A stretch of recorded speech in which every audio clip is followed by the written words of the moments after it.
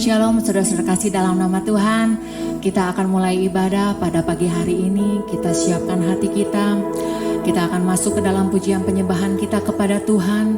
Kita memuji nama Tuhan, menyembah nama Tuhan lebih dalam lagi. Oh Yesus, Allah kita Allah yang sungguh besar, Allah yang mulia Yesus. Terima kasih Tuhan.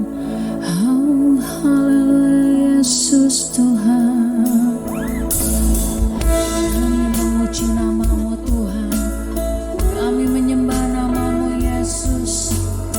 Haleluya Yesus. Terima kasih Tuhan, terima kasih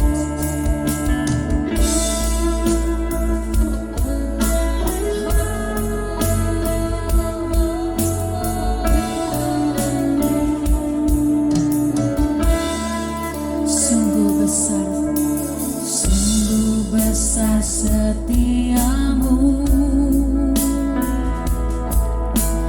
nyata di sepanjang hidupku. Darahmu telah layakkan kehidupanku.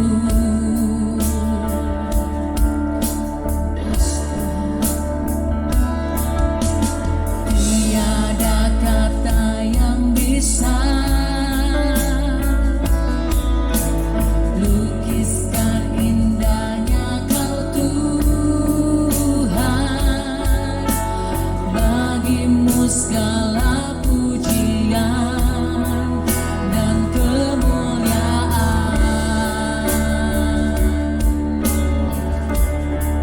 Ku tinggikan Engkau Tuhan, melebihi segalanya, lebih dalam ku menyembah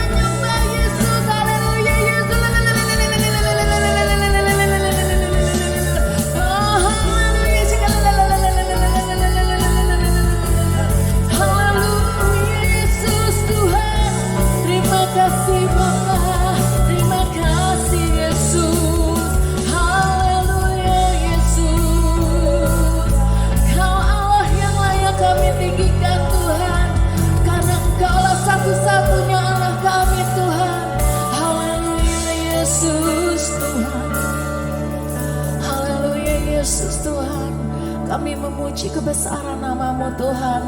Kami menyembah nama Engkau Tuhan. Karena Engkau Allah yang layak kami tinggikan Tuhan. Engkau Allah yang layak kami puja Tuhan. Kami memuji nama Engkau Tuhan. Terima kasih Bapa. Terima kasih Yesus atas penyertaan-Mu Tuhan. Sampai pada hari ini Tuhan, kami telah memasuki bulan Oktober pada minggu ketiga Tuhan. Engkau selalu menyertai dalam hidup kami. Engkau sekalipun tidak pernah meninggalkan kami Tuhan. Terima kasih Bapa, terima kasih Yesus. Kami siap pada hari ini untuk memuji nama-Mu Tuhan. Terlebih lagi Tuhan, kami mau menyenangkan hati Engkau. Hanya di dalam nama Tuhan Yesus kami berdoa dan mengucap syukur. Katakan sama-sama haleluya. Amin. Sekali lagi kita berikan kemuliaan buat Tuhan kita, buat Allah kita yang sungguh dahsyat, buat Allah yang sungguh besar. Amin. Kita akan menaikkan pujian ini dengan segenap hati terbesar dan termulia.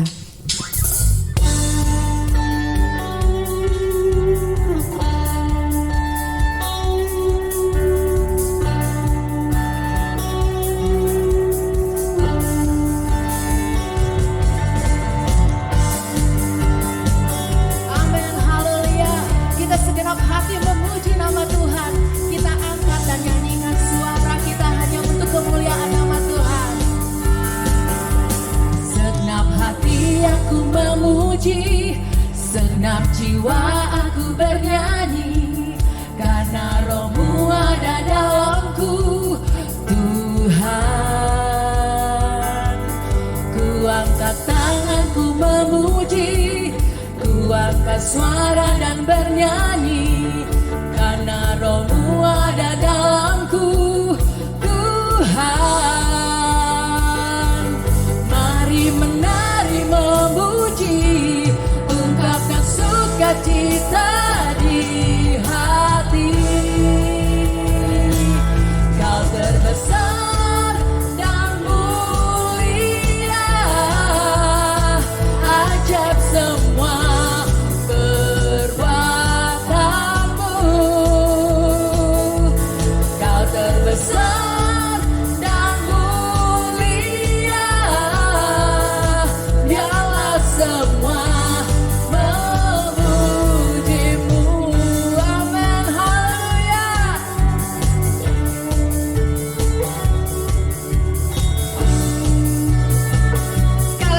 katakan segenap hati, segenap hati aku memuji, segenap jiwa aku bernyanyi, karena Roh-Mu ada dalamku Tuhan.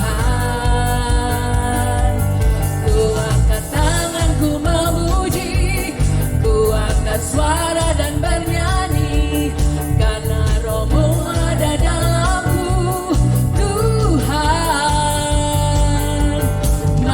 Menari memuji, ungkapkan sukacita di hati. Come on. Kau terbesar dan mulia, ajaib semua perbuatanmu. Kau terbesar dan mulia, biarlah semua memuji-Mu. Haleluya Yesus, Kau yang besar Tuhan, Kau yang mulia Yesus. Amin.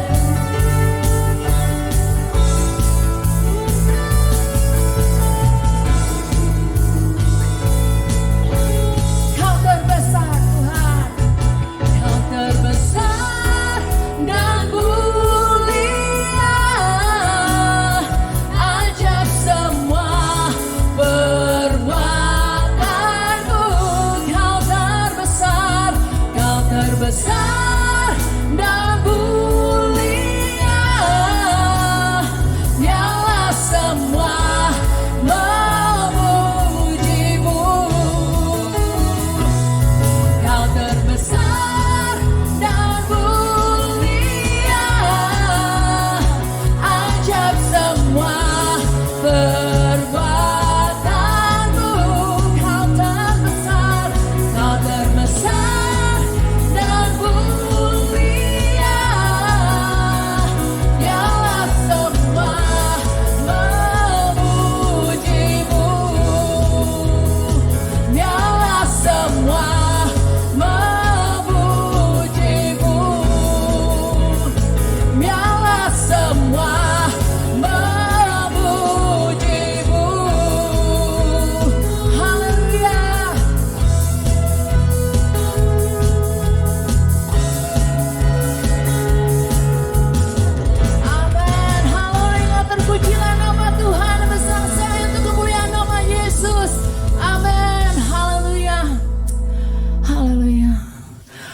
Apa yang tidak pernah dilihat oleh mata, apa yang tidak pernah didengar oleh telinga kita, apa yang tidak pernah timbul di dalam hati kita, semuanya Tuhan sediakan bagi yang mengasihi Dia. Tidak pernah kita pikirkan apa yang ada di dalam pikiran hati kita, tidak terselami kita, bagi kita. Itulah Yesus, Yesus yang sangat besar, Yesus yang sungguh indah. Dia akan selalu kemanapun, tak pernah meninggalkan hidup kita, yang begitu setia dalam hidup kita. Mari kita siapkan hati kita. Kita akan masuk ke dalam firman Tuhan pada hari ini. Biarlah firman Tuhan pada hari ini akan berbicara pada setiap hati kita.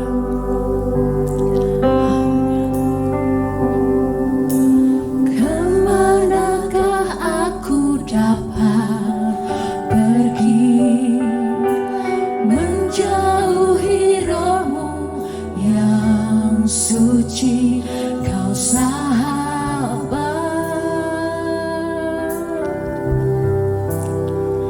dan kau dekat. Yes, Tuhan. Bahkan seluruh pengabdianku tak bisa membalas kesetiaanku, sungguh mulia dan berharga, sungguh besar pengorbananmu bagiku, terlalu dalam untuk dimengerti, sungguh besar, sungguh indah yang kau pikirkan tentangku, tak terselami bagiku, sungguh indah. Amin Tuhan. Sekali lagi kita akan kemanakah kita kemanakah aku dapat pergi menjauhi rohmu yang suci, kau sahabat. Amin. Kau dekat dengan kami Tuhan. Kau dekat, ya benar Tuhan. Bahkan seluruh pengabdianku tak bisa membalas kesetiaanmu, sungguh mulia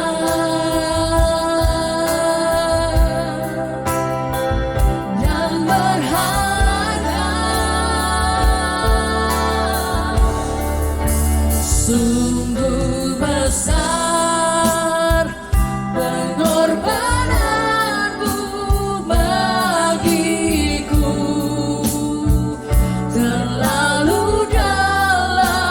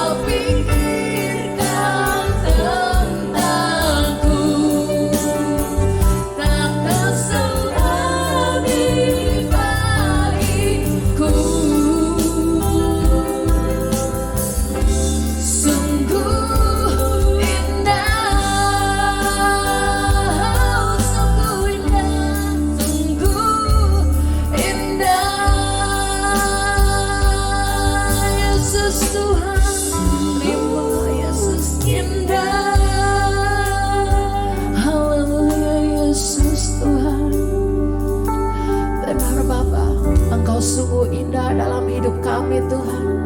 Engkau Allah yang begitu setia dalam hidup kami, yang tidak pernah sekalipun Engkau tertidur Tuhan, hanya untuk menjagai kami Tuhan. Kemanapun Tuhan kami pergi Tuhan, Engkau selalu menyertai dalam hidup kami Tuhan. Terima kasih Tuhan, terima kasih Tuhan atas penyertaan-Mu Tuhan. Terima kasih Yesus, terima kasih Bapa. Kau Allah yang baik Tuhan, Kau Allah yang sungguh luar biasa Tuhan, baik Tuhan. Oh Tuhan, kami menghargai Tuhan setiap Tuhan karya-karya-Mu Tuhan yang begitu dahsyat, begitu ajaib Tuhan. Terima kasih Tuhan, terima kasih Yesus. Sebentar lagi Tuhan, kami mau mendengarkan firman-Mu Tuhan. Biarlah Engkau berbicara pada setiap hati kami Tuhan, firman-Mu ini Tuhan. Dan ketika kami pulang Tuhan, firman Tuhan akan menjadi berkat dalam sepanjang hidup kami Tuhan. Terima kasih Bapa, terima kasih Yesus. Kau pimpin setiap hamba-Mu yang akan menyampaikan firman Tuhan. Dari mulut, bibir, lidah yang keluar Tuhan, dari hamba-Mu ini Tuhan, biarlah hanya daripada-Mu. Terima kasih. Hanya di dalam nama Tuhan Yesus kami berdoa dan mengucap syukur. Haleluya. Amin. Selamat jumpa kembali. Salam sehat. Mari kita berdoa. Bapa yang agung, yang mulia, yang Rahman dan Rahim, terpujilah nama Engkau untuk selama-lamanya. Terima kasih Tuhan bahwa pada hari ini kami berpeluang untuk beribadah kepadamu, sekalipun masih dalam pola online. Urapan dari Tuhan kami rindukan, penyertaan Tuhan kami harapkan, dan kami diteguhkan, dikuatkan, didorong, diberanikan. Namun di atas segala-galanya Bapa, nama Engkau-lah yang dikuduskan dan diagungkan. Hanya kepadamu, di dalam nama yang agung Tuhan Yesus Kristus, kami berdoa. Amin. Silahkan raih Alkitab Anda, dan saya mengajak Anda untuk membuka bagian firman Tuhan yang terkenal dari Injil Yohanes pasal yang ketiga. Saya akan baca 3 ayat 16, 17, dan 18. Yohanes pasal yang ketiga. Saya baca untuk Anda. Karena begitu besar kasih Allah akan dunia ini, sehingga Ia telah mengaruniakan anaknya yang tunggal, supaya setiap orang yang percaya kepadanya tidak binasa, melainkan beroleh hidup yang kekal. Sebab Allah mengutus anaknya ke dalam dunia bukan untuk menghakimi dunia, melainkan untuk menyelamatkannya oleh Dia. Barang siapa percaya kepadanya, ia tidak akan dihukum. Barang siapa tidak percaya, ia telah berada di bawah hukuman, sebab ia tidak percaya dalam nama Anak Tunggal Allah. Saudara-saudara, saya memberi judul khotbah hari ini adalah Allah, Aku, dan Pandemik. Siapakah Allah? Injil Yohanes dengan jelas menyatakan ayat-ayat yang saya baca tadi bahwa Allah itu kasih. Ini adalah tema yang paling menonjol tentang Allah sepanjang Perjanjian Baru. Bahkan di dalam Perjanjian Lama, penyataan kasih Allah. Misalnya dalam kitab Kejadian ketika bapak dan ibu leluhur manusia jatuh ke dalam dosa, Allah tidak menghancurkan mereka dan menciptakan manusia baru, melainkan memberi janji untuk pemulihan. Ini wujud kasih dari Allah kepada manusia.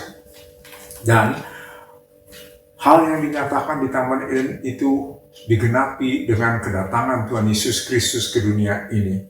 Dan ayat yang dibaca tadi dalam Yohanes 3 ayat 16 dikatakan bahwa pengutusan itu motivasinya, dorongannya adalah karena Allah mengasihi dunia ini, sehingga mengutus anaknya ke dalam dunia ini supaya setiap orang yang percaya kepadanya memperoleh hidup yang kekal.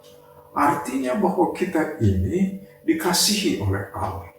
Allah yang sangat mengasihi kita.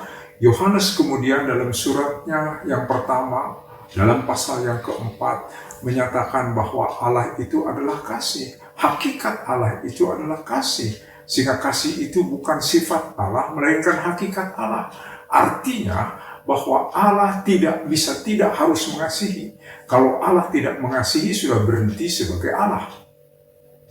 Dan Allah yang kasih itu mengutus putranya, Yesus Kristus, supaya manusia yang sudah mati di dalam dosa itu dihidupkan kembali. Manusia yang tersesat itu diselamatkan.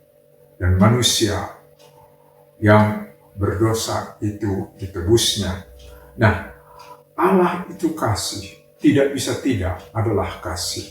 Dan Allah yang kasih itu berinisiatif untuk menyelamatkan manusia karena Allah tahu bahwa manusia itu berdosa. Ayat yang berikut menyatakan tentang keberadaan kita.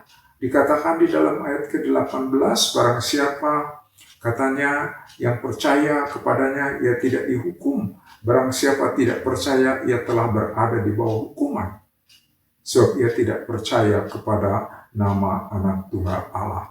Artinya kondisi kita bukan dalam kondisi netral, untuk percaya bisa diselamatkan, tidak percaya adalah dihukum, seolah-olah kita netral, tetapi tidak netral. Kita dalam kondisi berdosa, kita dalam kondisi terhukum. Kalau percaya kepada Tuhan Yesus Kristus, sama seperti orang terhukum menerima grasi dan diselamatkan. Yang tidak percaya, maka tetap berada di dalam hukuman. Dikatakan di dalam ayat 18 tadi dengan jelas, sebab karena tidak percaya itu, yang tidak percaya telah berada di bawah hukuman.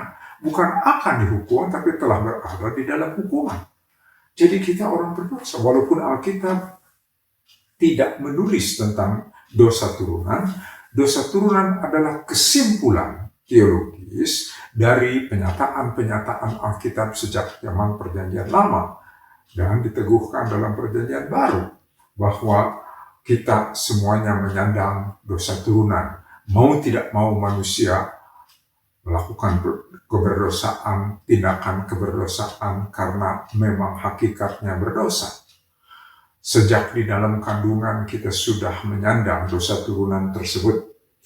Nah, inilah kebangkitan manusia, kondisi manusia menurut Alkitab. Walaupun manusia pada mulanya diciptakan dengan sempurna, Bapak Adam dan Ibu Hawa diciptakan dengan sempurna, menyandang citra Allah. Tetapi dalam Kejadian pasal 3 dinyatakan bahwa manusia jatuh dalam dosa. Sehingga semua manusia, semua turunannya adalah menyandang dosa turunan tersebut.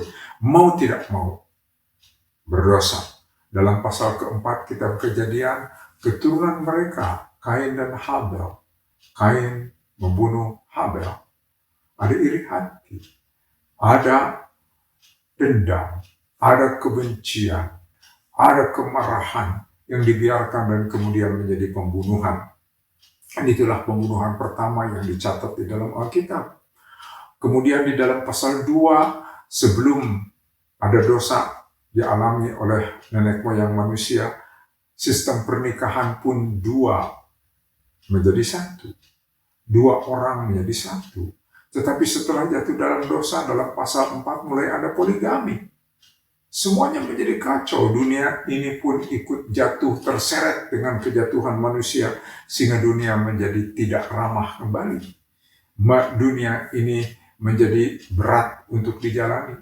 Sehingga dikatakan dalam pasal ketiga, setelah manusia jatuh dalam dosa, maka katanya manusia harus bekerja keras sebelum mendapatkan hasilnya. Seorang wanita akan mengandung dan mengalami penderitaan berat pada waktu melahirkan. Dan tentu ada ketidakserasian antara manusia, saling curiga, keberdosaan. Pendeknya ada keterputusan dengan Allah, ada keterputusan dengan dirinya sendiri karena tidak bisa mengontrol dirinya sendiri, dan juga ada keterpisahan dengan sesama, saling mencurigai. Juga ada keterpisahan dengan alam, karena alam menjadi tidak ramah kembali. Dan itulah akibat keberdosaan manusia. Tetapi dalam kondisi keberdosaan tersebut Allah menyatakan kasih-Nya. Rasul Paulus dalam Roma pasal ke-5 ayat ke-8, Allah menyatakan kasih-Nya ketika kita masih berdosa. Ketika kita masih berdosa, Allah menyatakan kasih-Nya. Allah mengutus putranya dalam Yohanes pasal 3 ayat 16 tadi, supaya setiap orang yang percaya diselamatkan. Allah ketika mengutus Tuhan Yesus Kristus dalam ayat ke-17, datang Tuhan Yesus ini bukan untuk menghakimi dunia, melainkan untuk menyelamatkan dia. Kedatangan yang kedua nanti untuk menghakimi, tetapi kedatangan pertama untuk menyelamatkan manusia. Nyata bagi kita di sini bahwa Allah itu kasih dan tidak bisa tidak akan melaksanakan kasih. Apa saja tindakan Allah adalah dengan motivasi kasih. Nah, bagaimana dengan penghukuman? Penghukuman pun adalah wujud dari kasih. Karena kasih itu seperti bilah mata uang, logam. Sebelah sisi dengan sisi yang lainnya berbeda. Kalau menolak kasih, maka konsekuensinya tetap berada di dalam hukuman. Sehingga itu merupakan kesatuan dari penyataan kasih Allah itu sendiri. Nah, Allah yang kasih itu berhubungan dengan manusia yang berdosa, sehingga ini pertanyaannya, siapakah aku? Aku adalah manusia berdosa, tetapi ditawari kasih, diberi peluang untuk mendapatkan pengampunan, untuk mendapatkan keselamatan. Rasul Paulus menyatakan orang yang percaya itu hutang dosanya dipakukan di atas kayu salib. Sehingga semua hutang dosanya lunas oleh pengorbanan Tuhan Yesus Kristus di atas kayu salib. Dan kita tidak berdosa kembali karena penebusan tersebut. Bukan karena kebaikan kita, bukan karena kesalehan kita, bukan karena jasa kita, usaha kita, melainkan semata-mata kasih karunia. Dan kasih karunia itu seperti tangan yang kosong. Tangan yang kosong dipakai untuk menadah, ditadahkan untuk menyambut kasih karunia. Semata-mata keselamatan itu karena kasih karunia semata-mata. Kasih karunia dari Tuhan semata-mata. Usaha kita hanya menyambut dengan tangan yang kosong. Tidak ada sesuatu yang bisa diandalkan, tidak bisa ada sesuatu yang dibanggakan, yang kalaupun ada kebanggaan adalah kasih karunia tersebut. Nah, kemudian pandemik. Apa itu pandemik? Pandemik yang sudah dimulai sejak Desember di Wuhan, dan sekarang tidak ada negara di dunia ini yang tidak terlanda. Dan begitu banyak yang dicatatkan sudah menjadi korbannya. Dan dalam kondisi pandemik tersebut, manusia bukan hanya kesehatannya yang terganggu, tetapi kehidupan manusia, ekonominya pun terganggu. Negara-negara mengalami pertumbuhan negatif, hutang negara-negara menjadi bertambah untuk belanja negara, untuk belanja alat-alat perawatan bagi perawatan mereka yang dinyatakan terpapar oleh COVID-19 ini. Dan banyak manusia masih sampai hari ini harus bekerja tetap di rumah. Sehingga lebih banyak waktu untuk keluarga. Nah, apa kita bisa pelajari berkaitan dengan COVID ini? Apakah COVID ini merupakan hukuman dari Tuhan? Atau apa? Saya yakin bahwa ini bukan hukuman dari Tuhan, tetapi Tuhan mengizinkan ini terjadi supaya manusia pertama menyadari bahwa manusia itu terbatas, bahwa manusia itu tidak memiliki sesuatu pun yang bisa disombongkan. Kekayaannya tidak bisa disombongkan. Cukup banyak perusahaan-perusahaan yang jadi bangkrut. Cukup banyak orang-orang yang kaya raya dan tidak berdaya. Karena dia hanya membutuhkan sebenarnya yaitu oksigen ketika dia terpapar sampai pneumonia, yaitu oksigen yang tidak harus dibayar, uangnya tidak laku. Sehingga manusia harus sadar bahwa manusia terbatas, manusia tidak bisa menyombongkan diri. Tidak ada sesuatu yang bisa disombongkan, semuanya di hadapan Tuhan. Ini harus diakui, disadari bahwa manusia tidak berdaya. Ada keterbatasan manusia itu sendiri. Nah, yang kedua kita belajar berkaitan dengan pandemi ini, kita memiliki waktu untuk keluarga. Ada pekerjaan-pekerjaan yang harus berhenti. Pada awalnya perusahaan-perusahaan harus berhenti, pabrik-pabrik harus berhenti, mall tutup, semuanya menjadi sepi, dan orang semuanya tinggal di rumah. Nah, pada waktu itu adalah waktu banyak untuk keluarga. Selama ini barangkali kita sibuk sekali sehingga sulit mengatur waktu untuk keluarga. Sekarang punya waktu untuk keluarga, untuk main dengan anak-anak, untuk ngomong anak-anak, untuk ngobrol dengan anak yang sudah lebih besar. Suami istri memiliki waktu yang lebih baik, kualitas waktu yang lebih panjang dibandingkan ketika dua-duanya sibuk bekerja. Jadi Tuhan memberi pelajaran kepada kita supaya kita fokus kepada keluarga. Yang ketiga, yang lebih utama, kita memiliki waktu untuk mendekatkan diri kepada Tuhan. Karena kita sudah diterpa oleh kasih Tuhan, karena kita sudah diselamatkan oleh Tuhan, karena kita sudah menikmati kasih karunia penyelamatan itu, sekarang waktunya bagi kita mendekatkan diri kepada Tuhan. Saya kenal seorang dokter gigi, dan dia prakteknya berhenti sama sekali.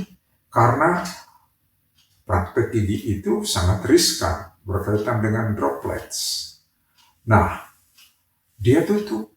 Kliniknya tutup, dengan timnya tutup. Dan dia mengisi waktunya untuk belajar firman Tuhan.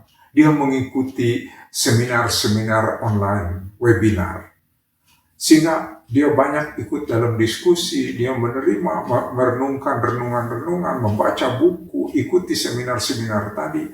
Sehingga waktunya tetap produktif. Dan dia bersyukur masih punya tabungan untuk hidup sekalipun kliniknya tutup. Jadi ini adalah peluang bagi kita, diizinkan oleh Tuhan supaya kita bisa mendekatkan diri kepada Tuhan dan mendekatkan diri kepada keluarga, dan juga bisa mendekatkan diri kepada sesama walaupun terpisah oleh jarak. Tetapi kita bersyukur kejadiannya pada zaman sekarang kita bisa berhubungan lewat medsos. Kita memiliki jalur-jalur, apakah pakai WhatsApp, pakai link, pakai mungkin Telegram, pakai KakaoTalk, atau apa saja. Maka ini adalah peluang bagi kita untuk menyatakan kasih kepada sesama. Karena kalau kita sadar bahwa kita dikasihi oleh Tuhan, maka kita ingin mengutamakan Tuhan di atas segala-galanya. Dan kita ingin, tentu saja, harusnya, kita ingin melaksanakan kehendak Tuhan. Dan apa kehendak Tuhan? Di antaranya saya baca dari Matius pasal 22, mulai ayat ke-37 dikatakan di sini, kasihilah Tuhan Allahmu dengan segenap hatimu, dan dengan segenap jiwamu, dan dengan segenap akal budimu. Itulah hukum yang terutama dan yang pertama. Dan hukum yang kedua yang sama dengan itu ialah, kasihilah sesamamu manusia seperti dirimu sendiri. Pada kedua hukum inilah tergantung seluruh hukum Taurat dan kitab para nabi. Tuhan Yesus pada waktu itu menjawab pertanyaan seorang ahli Taurat yang tentu saja bertanya untuk mencobai Tuhan Yesus Kristus. Tetapi Tuhan Yesus menyampaikan jawab yang luar biasa, yaitu menyimpulkan seluruh kitab Perjanjian Lama ke dalam dua hukum saja, yaitu mengasihi Tuhan Allah dengan segenap hati, dengan segenap jiwa, dan segenap akal budi, serta mengasihi sesama seperti mengasihi diri sendiri. Dan ini adalah kehendak Tuhan. Karena Tuhan Yesus berkata, kasihilah. Ini kehendak Tuhan. Sehingga inilah waktunya bagi kita pada masa pandemik ini mengasihi Tuhan, menempatkan Tuhan di atas segala-gala. Dalam artian itu menjadikan firman Tuhan menjadi norma dalam hidup kita. Maka kita punya waktu sekarang untuk mempelajari firman Tuhan, membaca firman Tuhan, sehingga firman Tuhan ini betul-betul memperkaya, meneguhkan kita, menguatkan kita, menghibur kita.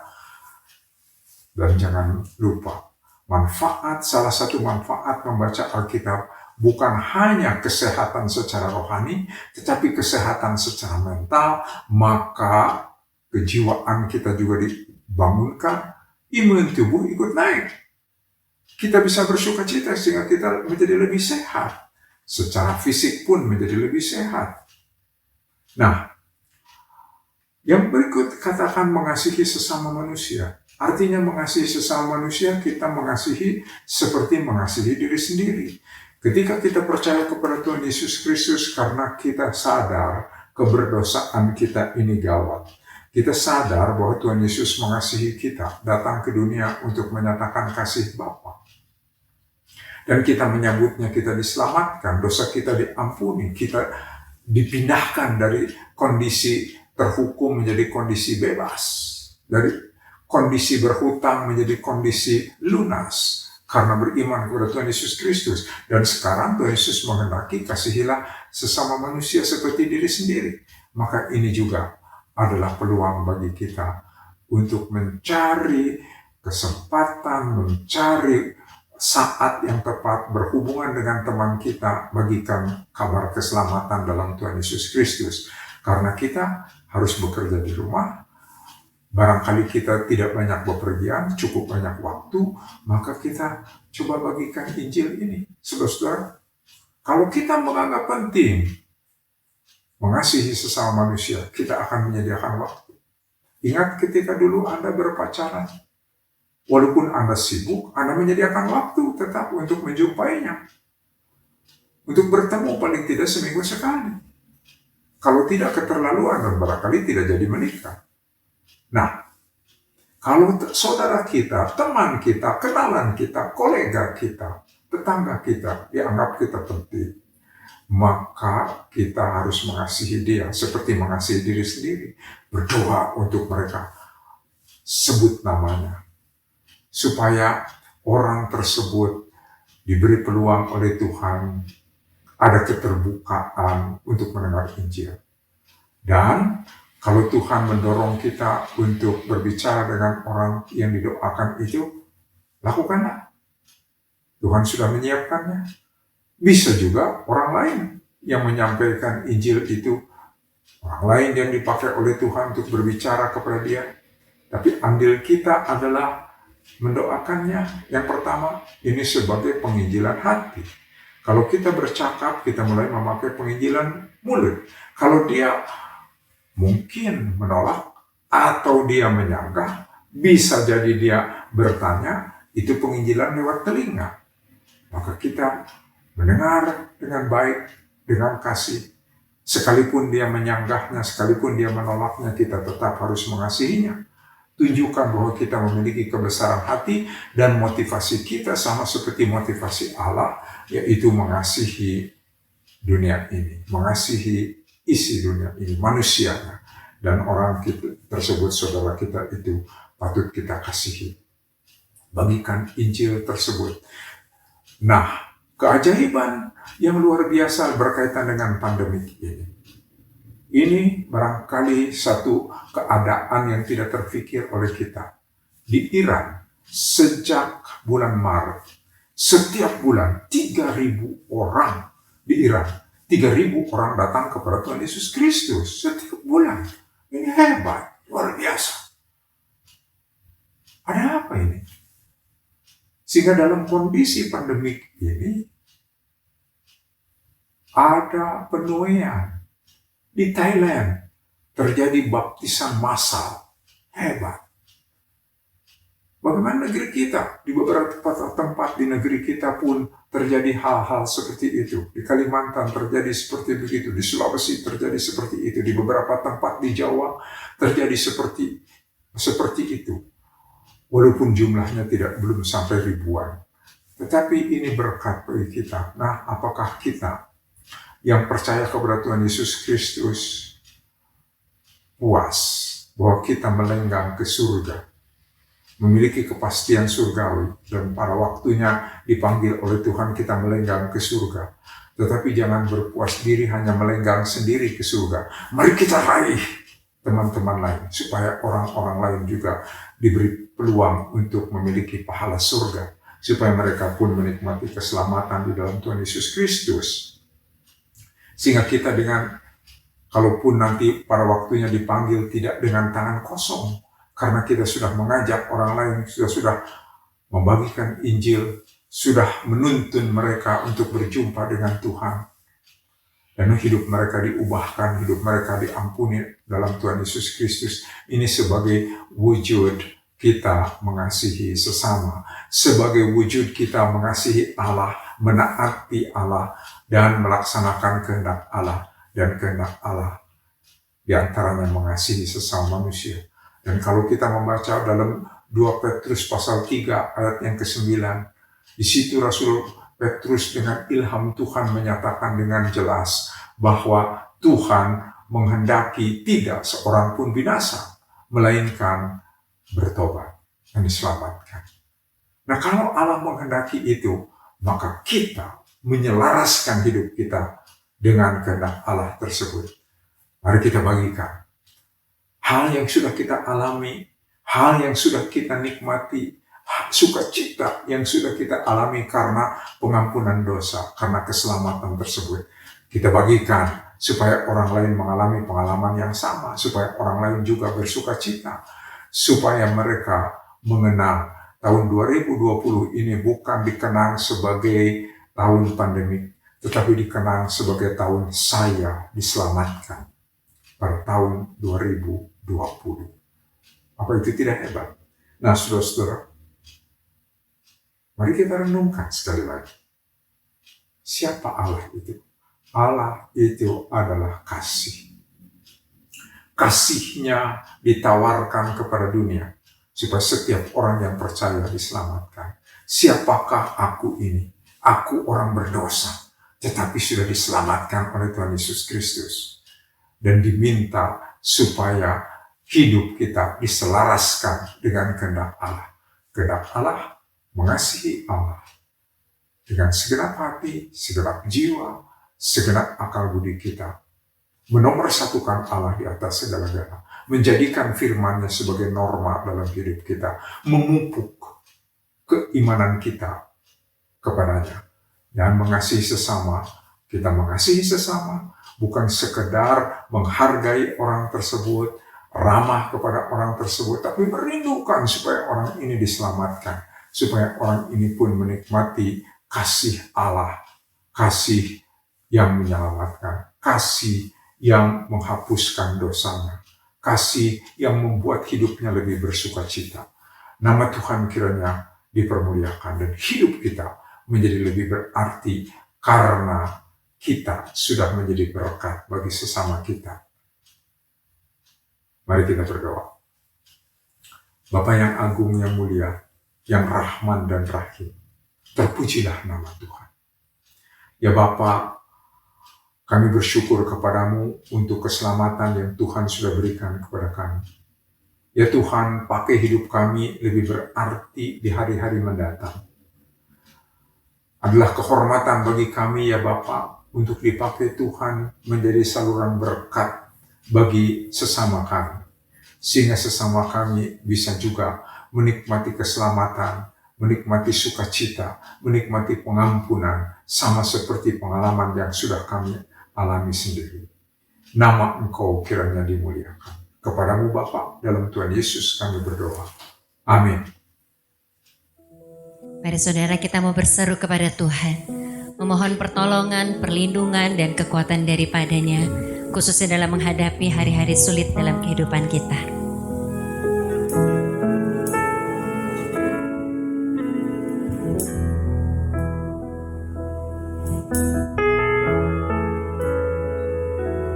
Kau Tuhan, penolong dalam hidupku, ku percaya hanya kepadamu. Kau pegang tanganku dan tuntun langkahku.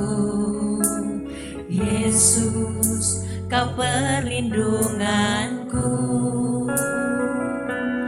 Kau Tuhan, kekuatan dalam hidupku, penolongku dalam kesesakan. Kau gunung batuku dan pertahananku.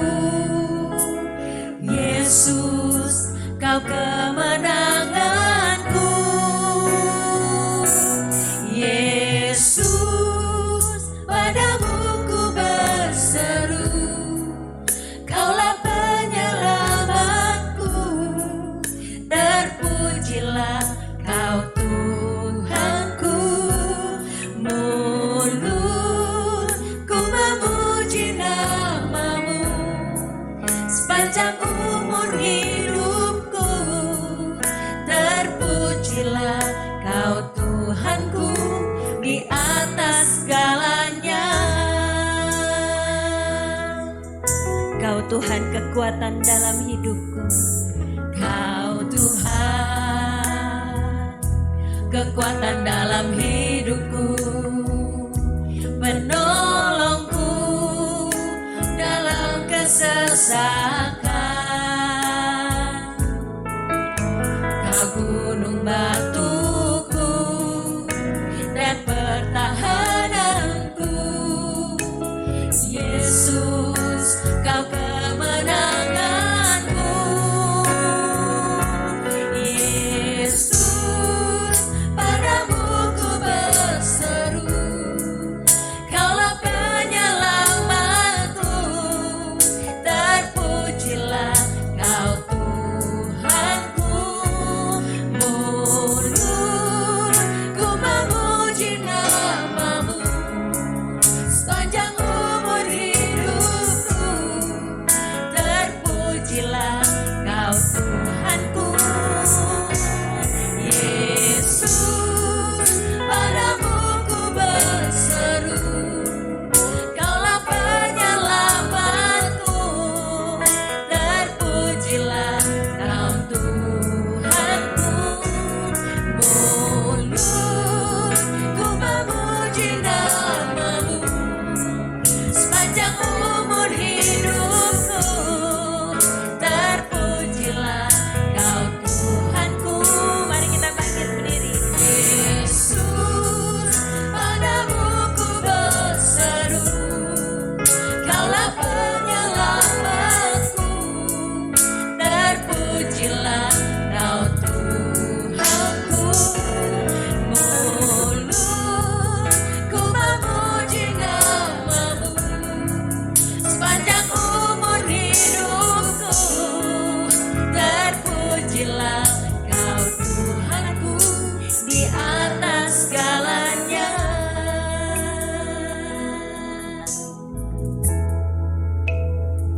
Tuhan, hanya kepadamu kami berharap.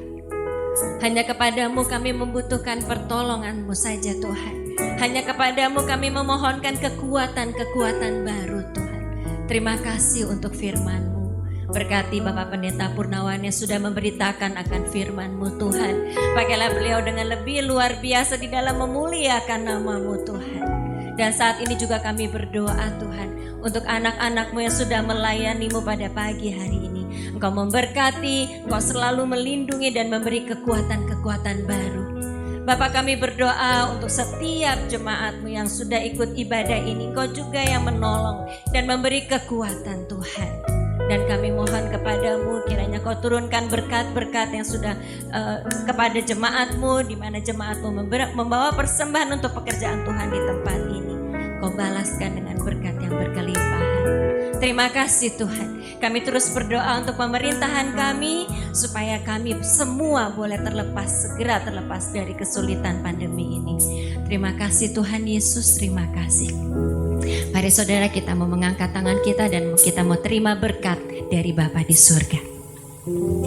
Kiranya kasih karunia, berkat dan damai sejahtera dari Bapa di surga, dalam cinta kasih Tuhan Yesus dan persekutuan Roh Kudus turun atas kita semua dari sekarang sampai Tuhan Yesus datang kembali. Amin.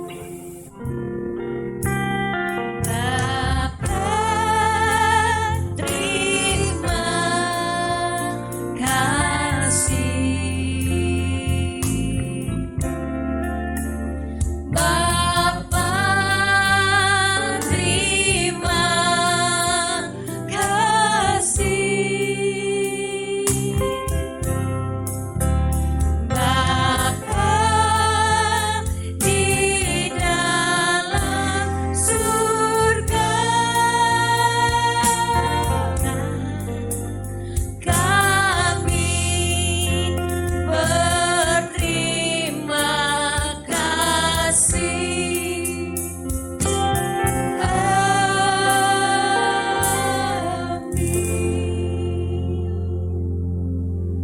Shalom Bapak Ibu yang dikasihi oleh Tuhan Yesus.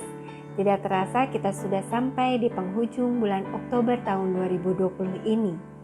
Dan saya mau mengajak Bapak Ibu sekalian untuk menyimak kegiatan Gereja Keluarga Tabernakel Induk Bandung untuk 1 minggu ke depan. Hari Selasa, kita akan mendapatkan renungan doa puasa dari Saudara Mika Anugrahman. Dan hari Kamis tanggal 29 Oktober 2020, kita akan mendapatkan pesan singkat dari Bapak Pendeta Stephen Pele. Dan minggu depan, tanggal 1 November 2020, kita akan mengadakan ibadah online kembali dan kita akan diberkati melalui firman Tuhan yang disampaikan oleh Ibu Pendeta Lana Harumia. Dan untuk ibadah awal November ini, kita diberi kesempatan untuk memberikan persembahan persepuluhan dan menikmati perjamuan kudus. Dan untuk anak-anak kata, kalian akan mendapatkan cerita dari Kak Rosma. Dan kita sama-sama mengucapkan selamat ulang tahun kepada Ibu Widayanti yang berulang tahun tanggal 24 Oktober. Sekian pengumuman, Tuhan Yesus memberkati kita semua.